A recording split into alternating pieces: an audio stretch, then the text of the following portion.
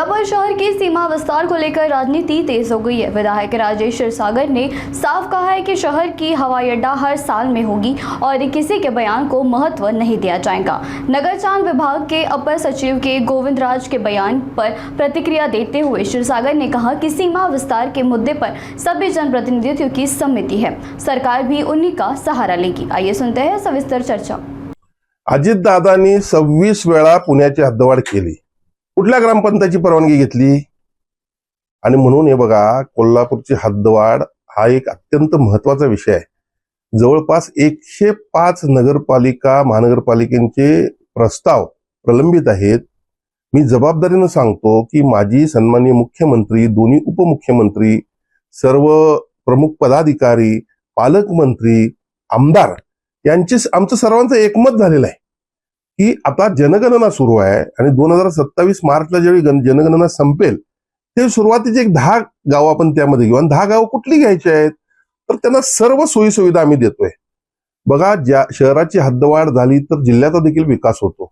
आणि म्हणून आज जे गोविंदराज साहेब या ठिकाणी आले होते, खरं म्हणजे ते ज्येष्ठ सचिव आहेत, अशा पद्धतीनं वक्तव्य करणं त्यांना शोभत नाहीये। यामुळं शहरातील जनतेमध्ये फार निराशेची भावना या ठिकाणी निर्माण झालेली आहे।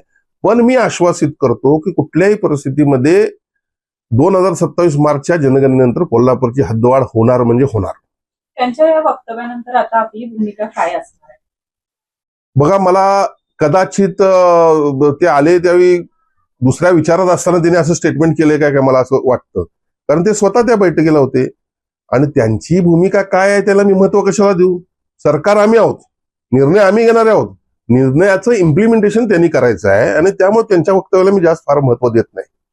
या मुख्य नेत्यांच्याकडे हे पद आहे नगर विकास खाते, त्याच खात्याचे हे अधिकारी होते, मुख्य नेत्यांकडे काय याची नाही। बघा, आता काय होते, मी मगाशी जसं म्हटलं की ते आले होते कोल्हापूर शहराच्या इतर विकासांचा आढावा घेण्यासाठी आणि आले होते त्यात मी काही दिवसापूर्वी मी स्वतः सन्माननीय मुख्यमंत्री मोदयांना सांगितलं होतं की कोल्हापूर शहरात अनेक प्रकल्प सुरू आहेत, काही निधीचा अभाव आहे, काही नव्यानं प्रकल्प सुरू केले पाहिजेत, यासाठी एक आढावा होणं गरजेचं आहे। आणि त्यामुळे माझ्या मागणीनुसार मुख्यमंत्री उपमुख्यमंत्र्यांनी त्यांना या ठिकाणी पाठवलं होतं, त्याचा आढावा घेण्यासाठी ते आले होते। कदाचित हे आढावा घेत अचानक विचारलेल्या प्रश्नामुळे त्यांनी असं उत्तर दिलं असावं असं मला वाटतं।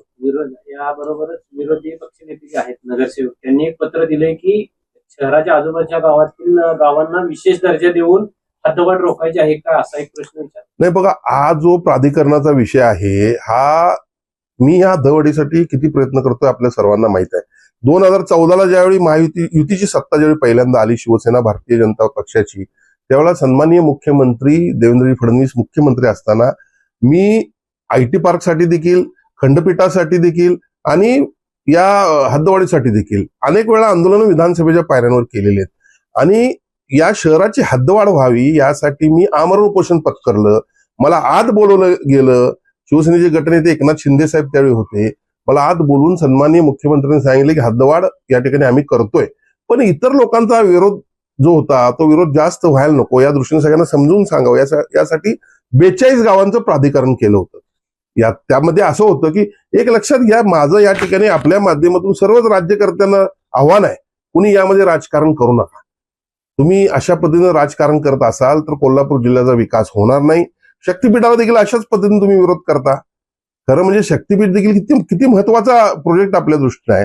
आणि मग हद्दवाढीचा जो विषय 42 गावचं प्राधिकरण केलं म्हणजे हद्दवाढ होणार नाही हे सगळ्यांनी पहिल्या डोक्यातून काढून टाकायचं आहे। या मार्चमध्ये राज्याच्या जबाबदार राज्यमंत्री माधुरी मिसाळ यांनी माझ्या लक्षवेधीला उत्तर दिलेलं आहे की 2027 मार्चच्या जनगणनेनंतर हद्दवाढ होणार आणि विधानसभा ही राज्यातील सर्वोच्च सभागृह आहे आणि या सभागृहामध्ये मंत्र्यांना जबाबदारपणे उत्तर दिलेलं असतं आणि हे जे उत्तर असतं ते सन्माननीय मुख्यमंत्र्यांच्या बरोबर झालेल्या चर्चेनंतर दिलेलं असतं। आणि त्यामुळे जनगणनाच पुढे आणखीन काही दिवस गेली तर तेवढाच पाठ राहील, नाहीतर ज्या दिवशी या राज्याची जनगणना संपेल त्या दिवशी मला माझा पूर्वीचा अवतार आणायला लागेल, हे मी आपल्या माध्यमातून सर्वांना सांगू इच्छितो।